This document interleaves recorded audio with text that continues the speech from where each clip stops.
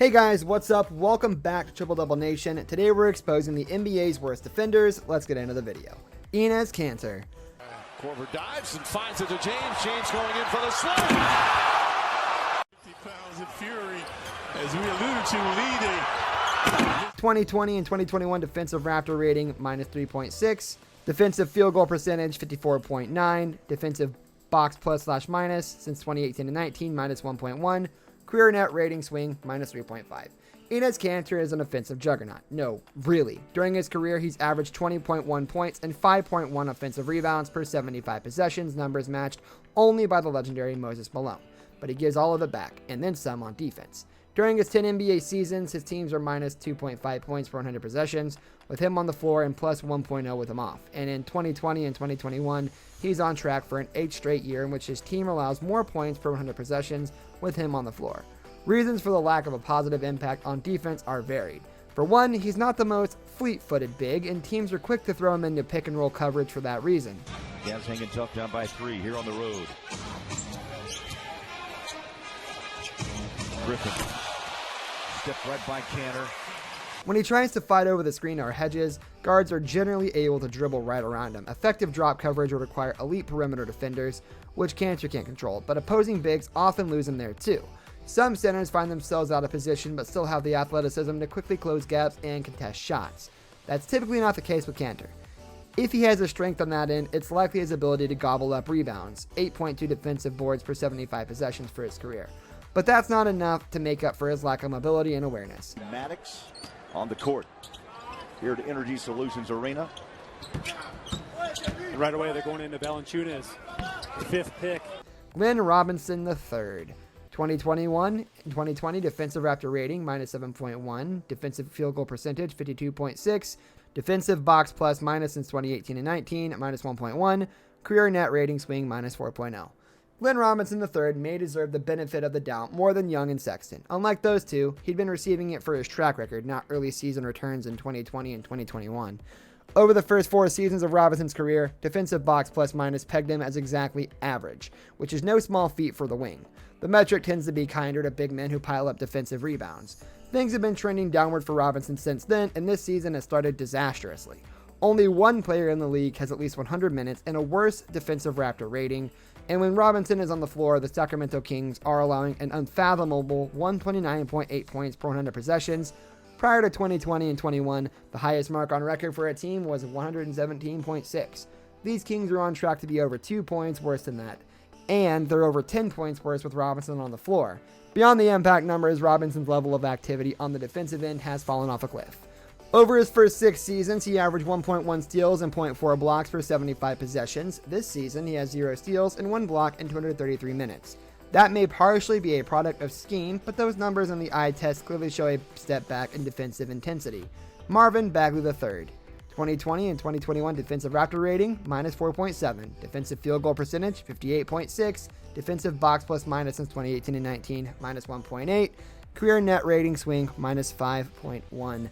Some thought was given to barring the inclusion of 2 players from the same team, but Sacramento's historically bad defense steamrolled that consideration. This season, Marvin Bagley III has shared the floor with Robinson for just 71 minutes, roughly a game and a half. The Kings have given up a whopping 215 points and are minus 73 in those minutes. Of course, that stretch is only about a 1/6 of Bagley's total minutes this season, and the rest of his time on the floor didn't save him from inclusion on this list. Defense has been a problem for Bagley throughout his career, and basic numbers don't necessarily reflect that. He's posted decent rates for blocks and defensive rebounds, but those feel like someone has to collect these sort of numbers we often see on bad teams. When you watch Bagley play, he regularly misses rotations, gets caught napping off the ball, and provides little resistance when an offensive player faces up on him. As with Kanter, positives exist in Bagley's game, but they're almost exclusively on offense. Anthony Simons. With CJ McCollum out for the foreseeable future because of a fractured left foot, third-year guard Anthony Simons' defense or lack of defense is about to go under the microscope. For his career, the Blazers have allowed 118.4 points per 100 possessions with Simons on the floor, and that mark doesn't get much better when he plays with Damian Lillard, a duo that has logged nearly half its total minutes together in the 3 games since McCollum left the lineup. Because he spent a significant chunk of his minutes on the wing, the 6'3" guard is often undersized defensively, something Bleacher Report's Jonathan Wasserman expected to haunt Simons. Simons will likely struggle defending NBA guards in his first few years, mostly due to his underdeveloped frame and limited experience. Wasserman wrote shortly after Simons was drafted in June 2018, "Long term, he has potential stemming from his quickness and length. He'll likely have more success defending point guards. The optimism on his potential may still prove warranted. Simons is still a few months shy of his 22nd birthday, but that quickness and length has yet to be focused into positive defensive contributions. Like Bagley, he often gets lost or caught napping on the ball. He struggles to stay in front of assignments on the perimeter, and when he does, many can just rise up and shoot over the top of him. There's still a world in which Simons develops into an average or above average perimeter defender. It's just a few parsecs away." Demar Derozan.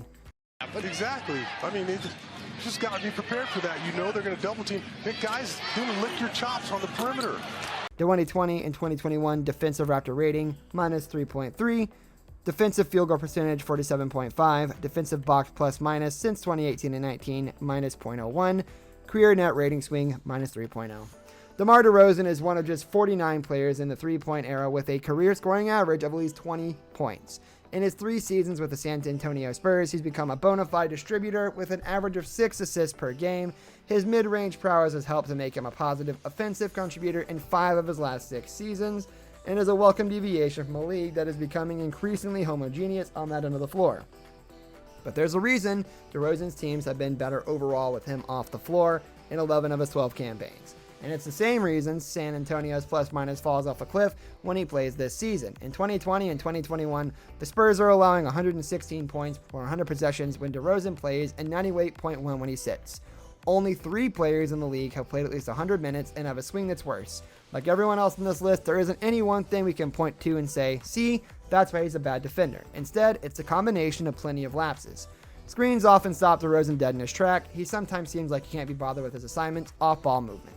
Trey Young. Trey Young is the association's most fascinating cornerstone. And the way the real plus-minus sees it, he's both this season's best offensive player and worst defender.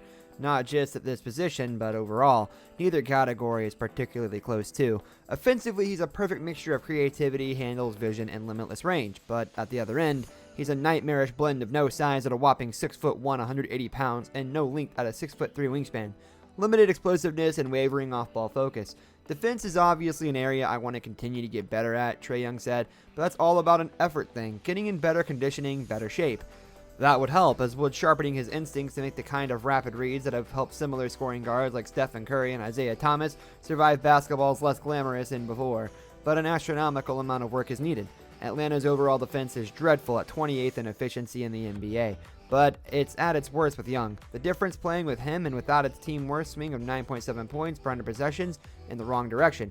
He also allows opponents to shoot better against him if they do on average at every level, including huge spikes inside of 10 feet and 6 feet. At 5th place in the Eastern Conference, Trey Young and the Atlanta Hawks need to sharpen up their defense if the Hawks want to make a deep playoff run, especially against the semi-hot Knicks in the first round and the first-place Sixers in the second round. With that being said, Trey Young is definitely one of, if not the worst point guard defenders in the NBA, without a doubt. Alright guys, thank you for watching this video. If you enjoyed, please leave a like rating down below and comment which defender you think is the worst. See you guys next time. Have a great day.